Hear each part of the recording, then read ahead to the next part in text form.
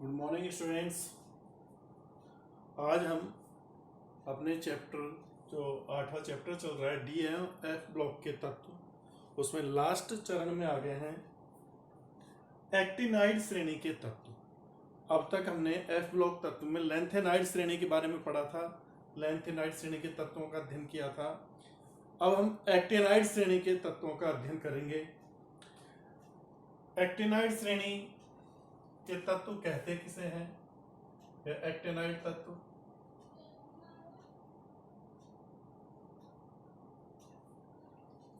वे तत्व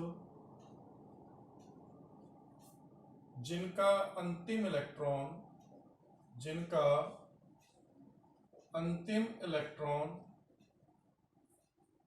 5f कक्षक में प्रवेश करता है। 5f कक्षक में प्रवेश करता है एक्टिनाइड तत्व कहलाते हैं। एक्टिनाइड तत्व कहलाते हैं।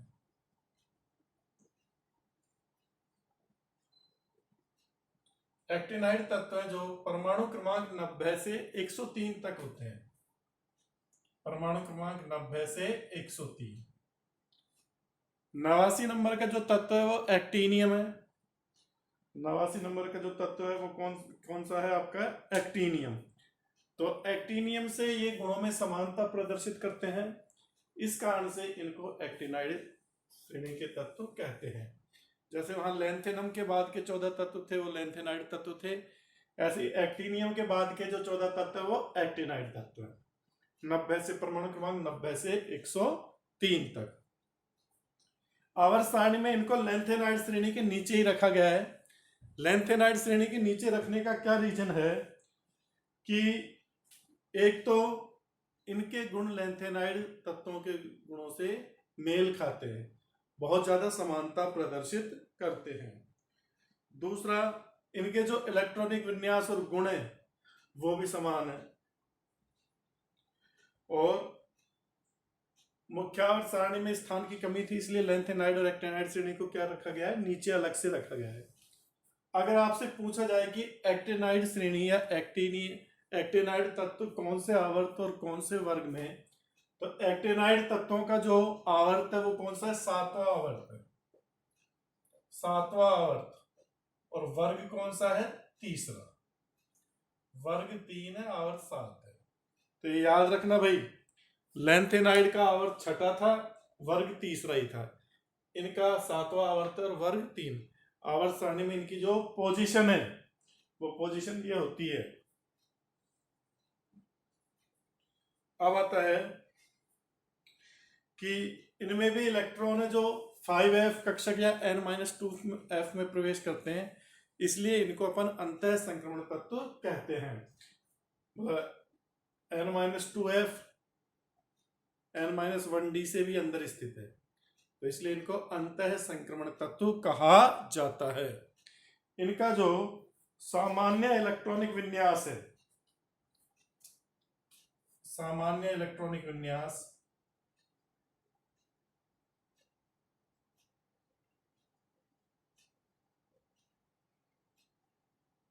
वो होता है 5f1-14 6d02 और 7s2। ये इनका सामान्य इलेक्ट्रॉनिक विन्यास है जो आपको ध्यान में रखना है। डी में 1 ही कर, हाँ 2 नहीं आएंगे, 1 0 और 1 के मध्य रहेगा। इनमें इन दोनों के परिवर्तनशील रहेंगे। एस में फिक्स रहेगा 2 इलेक्ट्रॉन, डी में 0 या 1 इलेक्ट्रॉन होगा, 5f में 1 से 14 तक के बीच के इलेक्ट्रॉन भरे जाएंगे। ये इनका सामान्य इलेक्ट्रॉनिक विन्यास हो गया। इसको 5f श्रेणी भी बोलते हैं। अब देखते हैं कि इसमें कौन कौन से तत्व आते हैं, उन तत्वों का इलेक्ट्रॉनिक विन्यास कैसे लिखा जाता है, ये सब इसी में देखेंगे।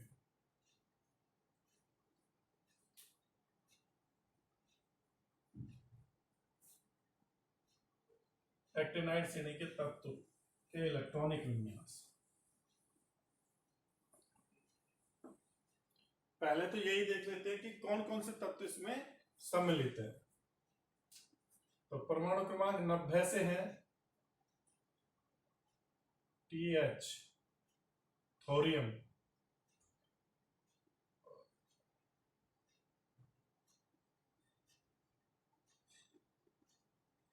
नब्बे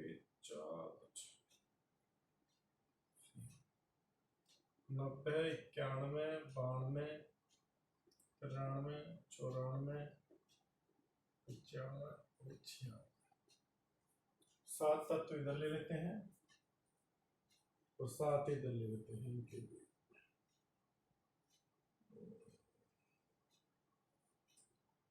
96 बर्कोलियम,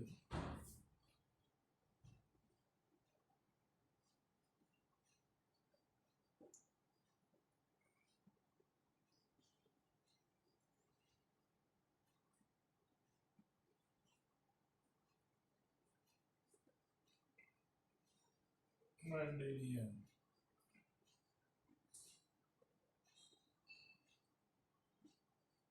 एक 103 तक है लोरेंशियम। तो ये परमाणु क्रमांक 90 से 103 तक होते हैं। 89 नंबर का जो तत्व होता है वो एक्टीनियम होता है, AC। अब पहले तो इनके नाम देख लीजिए। ये है thorium, TH thorium. PA प्रोटैक्टिनियम, प्रोटैक्टिनियम। U uranium, इसका तो नाम सुना होगा आपने।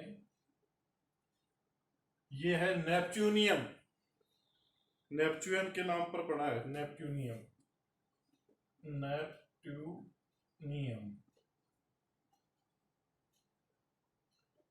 ये प्लूटोनियम, प्लूटोनियम।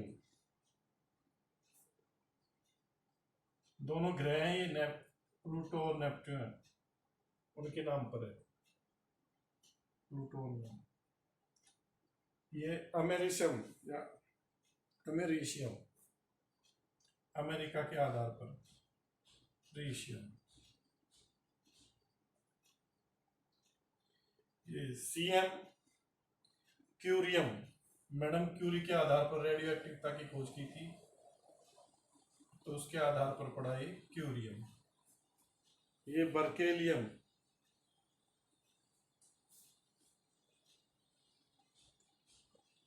बर्केलियम। ये कैलिफोर्नियम,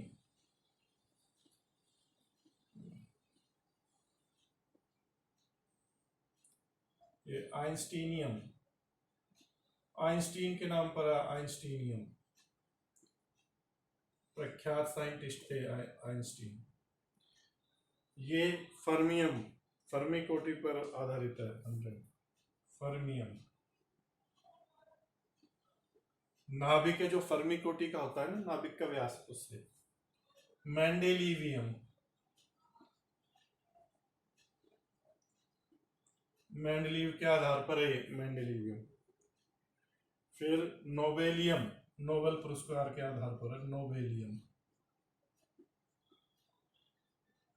नोबेल प्राइज होता है साइंस का, साइंस के क्या हर क्षेत्र में दिया जाता है, जो सबसे बड़ा पुरस्कार होता है किसी भी शोधकर्ता या वैज्ञानिक के लिए।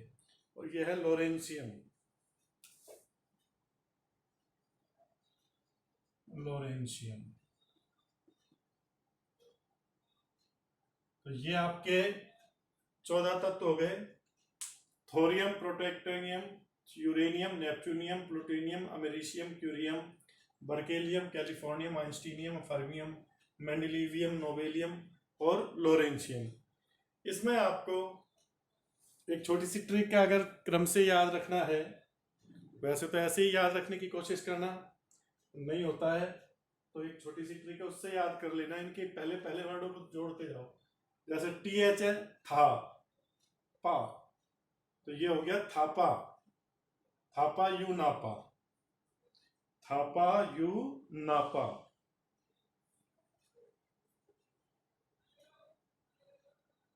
पुराने, या फिर थापा लोग, थापा जो नेपाल से आते हैं चौकीदारी करते हैं, यू भी कह सकते हो।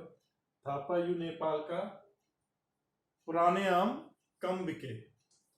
पीयू से पुराने, एम से आम, सीएम से कम, बीके से बिके। फिर कैफे में ऐसे फरमाओ, मैडम जी नाश्ता लाओ। ये ट्रिक कैसे याद कर सकते हैं? थापा यू नेपाल, पुराने आम कम बिके, कैफे में ऐसे फरमाओ, मैडम जी नाश्ता लाओ। तो इससे आपको एक क्रम से याद हो जाएंगे। आप लिख सकते हैं इसको, थापा यू नापा नेपाल, थापा यू नेपाल, पुराने आम कम बिके, कैफे में ऐसे फरमाओ, फरमाओ मैडम जी नाश्ता लाओ, लाओ। तो इससे क्रम से याद हो जाएंगे आपको। ये ट्रिक याद रखना, 90 से 103 तक के तत्व एक्टेनाइड श्रेणी के, तो ये आपको क्रम से याद हो जाएंगे। इसका स्क्रीनशॉट ले लीजिए। फिर मैं इसके इलेक्ट्रॉनिक विन्यास के बारे में बात करेंगे।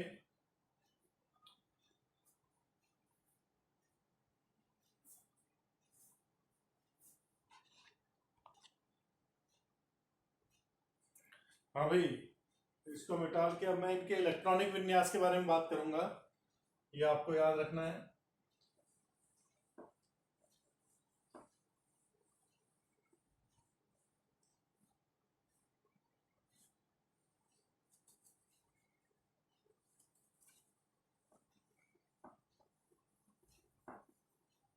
इलेक्ट्रॉनिक विन्यास के लिए आप इनका जो सामान्य है, देखिए 90 नंबर का तत्व है, तो 90 से पहले जो अक्रिय गैस आती है वो कौन सी आती है? Radon, RN. रेडॉन 86 नंबर की अक्रिय गैस है। तो सबके आगे पहले तो आरएन, आरएन लिख लो, आरएन 86 नंबर की है।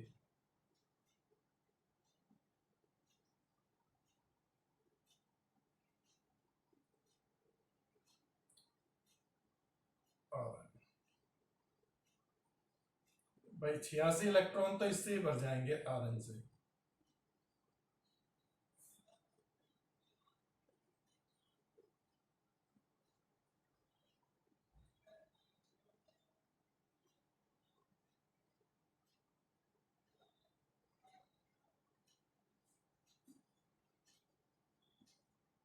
इसके बाद जो इनका सामान्य इलेक्ट्रॉनिक विन्यास है, लेंथेनाइड श्रेणी का भी बताया था, 5F 6D और 7S2, ये लिखते जाओ, क्योंकि इलेक्ट्रॉन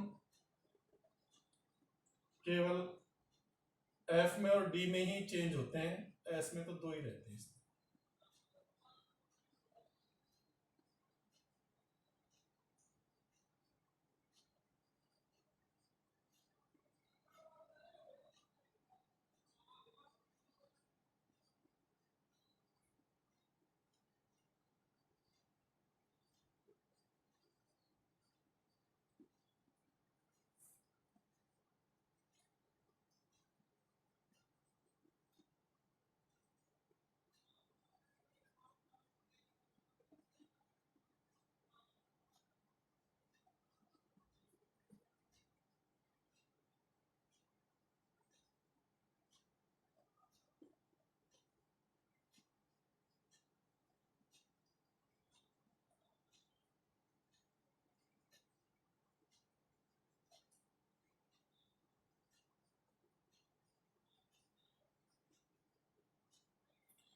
अब एफ में और डी में इलेक्ट्रॉन भरने तरीका क्या है कि एफ में हमें पता है 1 से 14 तक के इलेक्ट्रॉन आते हैं, 1 से 14। तो 1 से 14 तक की गिनती लिख लो।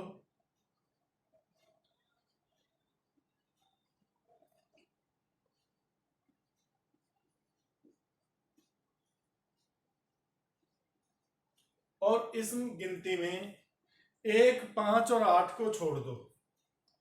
1 को छोड़ना है, 5 को छोड़ना है और 8 को छोड़ना है। तो 1 की जगह तो आप 0 लिखोगे, 1 की जगह क्या लिखोगे? 0। फिर 2, 3, 4 के बाद 5 को छोड़ना है तो 6 आएगा, यहां 7 आएगा, यहां भी 7। अर्धपूरित कक्षकों का स्थायित्व इस कारण से। इसके बाद 8 को छोड़ना है, यहां पर आ जाएगा 9, 9 की जगह 10, 10 की जगह 11, 11 की जगह 12, 12 की जगह 13 और ये लास्ट में 14, 14। ये करना है। तो डी में इलेक्ट्रॉन भरने के लिए क्या करोगे? 1 से 14 तक की संख्या में से 1, 5, 8 को छोड़ देना है, 1 की जगह 0 से स्टार्ट करना है और उसके बाद अर्धपूरित कक्षकों का स्थायित्व देख लो तो 7 2 बार आ जाएगा और 14 2 बार आ जाएगा। इस तरह से इसमें इलेक्ट्रॉन भरने हैं।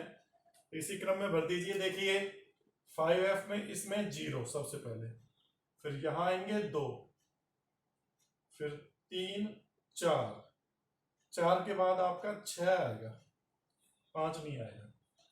6 के बाद 7, फिर 7, 7 के बाद 8 नहीं आएगा, 9, 10, 11, 12, 13 और ये 14, 14। ये हो गए। अब डी में इलेक्ट्रॉन कैसे निकालोगे? टोटल इलेक्ट्रॉन जोड़ लो जो तुमने भर दिए और परमाणु क्रमांक में से घटा दो तो बचे हुए इलेक्ट्रॉन डी में भर दिए जाएंगे। जैसे यहां पर देखो 86 इलेक्ट्रॉन तो ये भर दिए और दे ये हो गया 88, तो 6d2 आएगा। इधर 2 इलेक्ट्रॉन डी में भरे जाएंगे। इसके बाद देखो यहां पर 86 और 4 90 तो 1, फिर यहां पर भी 1 ही आ जाएगा, 86 और 5 91 तो 1, ये 1। यहां पर देखो 86 और 6 92 और 2 94, 94 तो ये 0। इसके बाद यहां पर भी क्या आएगा? 0, लेकिन यहां 1 आ जाएगा। 96 है टोटल, 86 और 9 कितने हो गए? 95, तो 1 बचा 96। फिर यहां पर भी वो हाल होगा, 86 और 97 तो ये 0, यहां पर भी 0, यहां भी 0, यहां भी 0, यहां भी 0, यहां पे आपके ये भी 0 आएगा लेकिन ये 1। तो इस तरह से डी में इलेक्ट्रॉन निकल जाएंगे। कैसे निकालोगे आपको पता है ना? हाँ भाई, टोटल इलेक्ट्रॉन जोड़ लो डी के अतिरिक्त। भाई एफ में, एस में और आर एन के इलेक्ट्रॉन तो पता है अपन को, तो वो इलेक्ट्रॉन जोड़ के परमाणु क्रमांक में से घटा दो तो डी के इलेक्ट्रॉन निकल आएंगे आपके। जैसे इसमें 86 और 14 100 होते हैं, 100 पूरे हैं तो 0 आ गया था, यहाँ 101 है पूरे। तो ये आपके क्या हो गया? इनका इलेक्ट्रॉनिक विन्यास। अब इलेक्ट्रॉनिक विन्यास के साथ ही मैं एक चीज बता देता हूं कि इनकी भी जो मुख्य ऑक्सीकरण अवस्था है वो लैंथेनाइड तत्वों के समान ही +3 है। ये +3 ऑक्सीकरण अवस्था प्रदर्शित करते हैं। कौन सी ऑक्सीकरण अवस्था प्रदर्शित करते हैं? +3।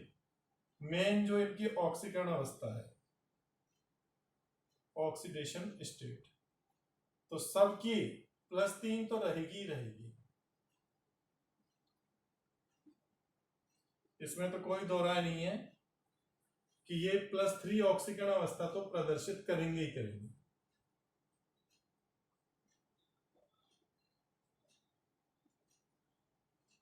+3 के अतिरिक्त ये और भी अधिक ऑक्सीकरण अवस्थाएं प्रदर्शित करते हैं। जैसे ये वाला ही तत्व +3 के अलावा +4 भी प्रदर्शित कर देगा। ये वाला है जो ये +3, +4 और +5, तीनों ही करेगा। ये है जो आपका +3 तो करेगा ही, +4 +5 +6 तक कर दे, +3 से +6 तक ये कर देगा आपका। ये आपका +3 से और 7 कितने हो गए, 4 और 1 5 तो 7, +3 से +7 तक। और जो आपका ये है ये भी आपकी +3 से +7 तक कर देगा प्रदर्शित, +7। और ये है जो +3 तो प्रदर्शित करेगा ही, साथ में +2 भी प्रदर्शित करेगा। कौन सी प्रदर्शित करेगा, +2। और इसके अतिरिक्त +6 तक करेगा, +4 +5 +6 तक प्रदर्शित करेगा। उसके बाद ये +4 प्रदर्शित कर सकता है, +3 तो ही, +4 भी CM हो। और ये भी +3 प्रदर्शित करेगा बर्केलियम में, और +4 भी। ये वाले +3 +2 भी कर सकते हैं, +2 भी कर सकते हैं। तो ये +3 करेगा। ये आपके इनकी ऑक्सीकरण अवस्थाएं हो गई। तो देखो इनकी ऑक्सीकरण अवस्था में ज्यादा वेरिएशन मिलता है, ज्यादा परिवर्तनशील होती है।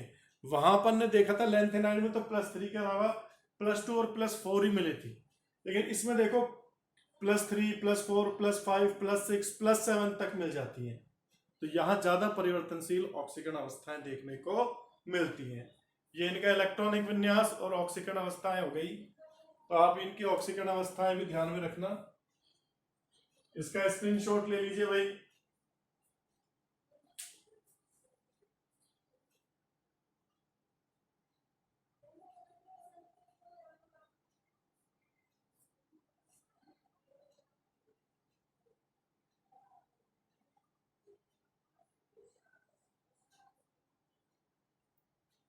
हाँ भाई मिटा दो ये।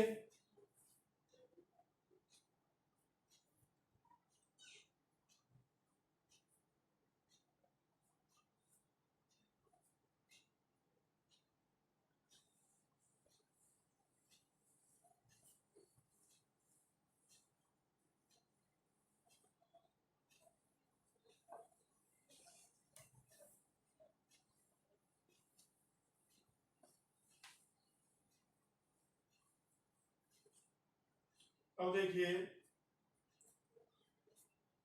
इनके बारे में कुछ बातें और देख लीजिए।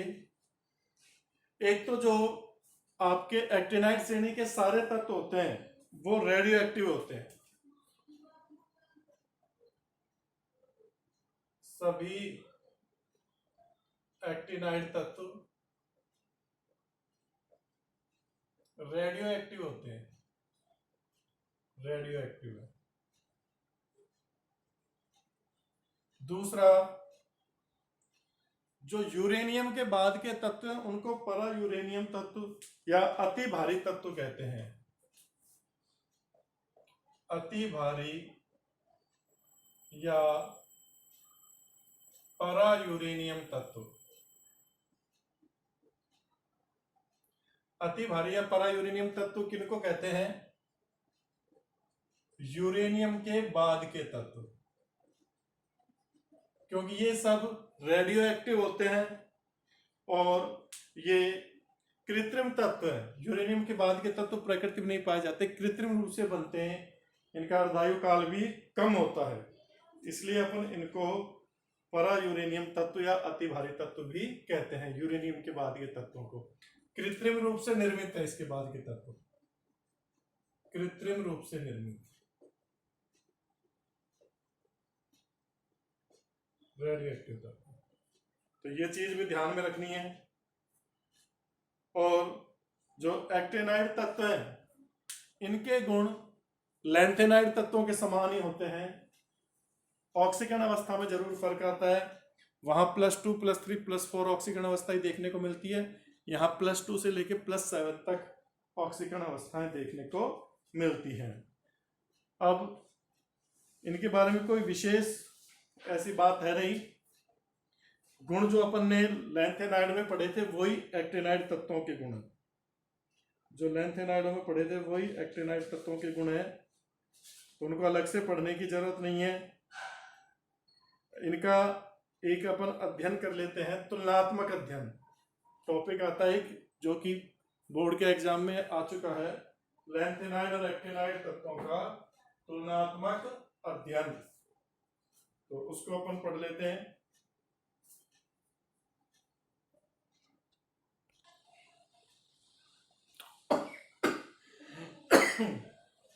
एक तरफ लैंथेनाइडों को ले लेते हैं, एक तरफ एक्टिनाइड।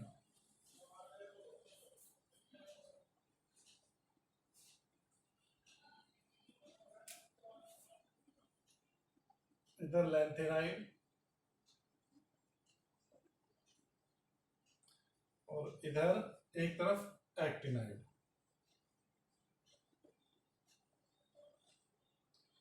देखो सबसे पहला अंतर तो ये सामान्यतः +3 ऑक्सीकरण अवस्था प्रदर्शित करते हैं, इसके अतिरिक्त +2 व +4 भी प्रदर्शित करते हैं। सामान्यतः +3 ऑक्सीडेशन स्टेट प्रदर्शित करते हैं।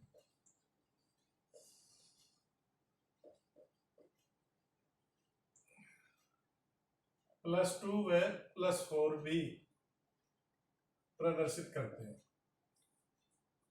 जो एक्टिनाइड है ये +3 ऑक्सीडेशन स्टेट के अतिरिक्त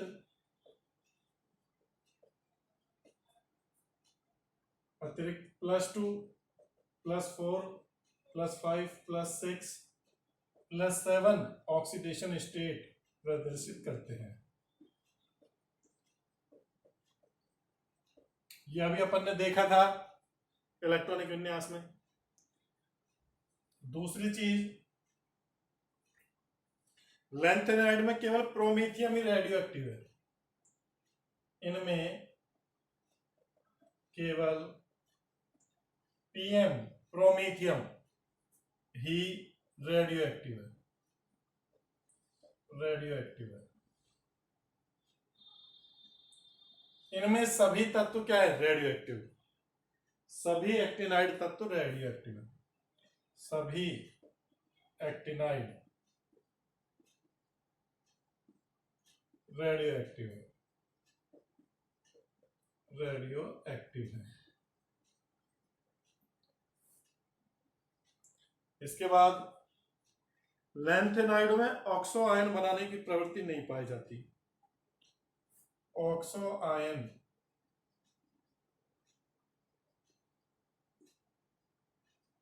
बनाने की प्रवृत्ति नहीं पाई जाती। इनमें पाई जाती है। ऑक्सो आयन बनाने की प्रवृत्ति पाई जाती है। ऑक्सो आयन बनाने की प्रवृत्ति पाई जाती है। जैसे UO+ UO2+, uranium oxide UO2+, इनमें पाई जाती है। PuO2+, इन्हें ऑक्साइड बनाते हैं।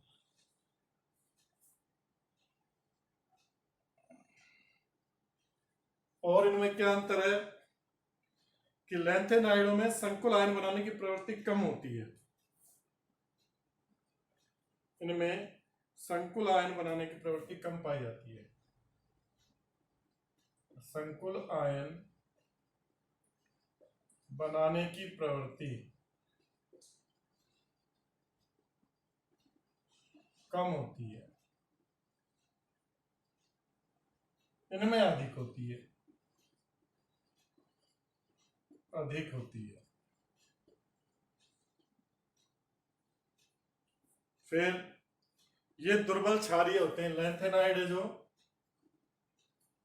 दुर्बल क्षारीय, दुर्बल क्षारीय,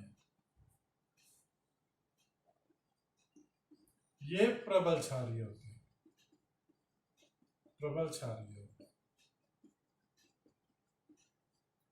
तो ये इनमें क्या हो गए, महत्वपूर्ण कुछ अंतर हो गए।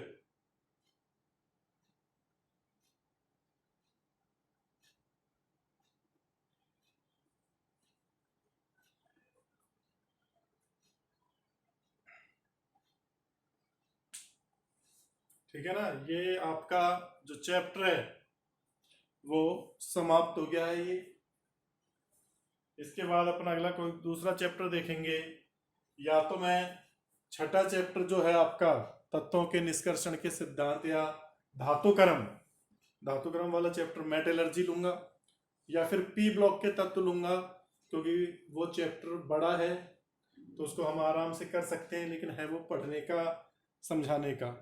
तो या तो पी ब्लॉक के तत्व या धातुकर्म के सिद्धांत, इनमें से किसी एक चैप्टर को हम आगे शुरू करेंगे। आपको इस चैप्टर में कोई प्रॉब्लम हो तो आप कमेंट्स करके बता सकते हैं या मुझसे पूछ सकते हैं।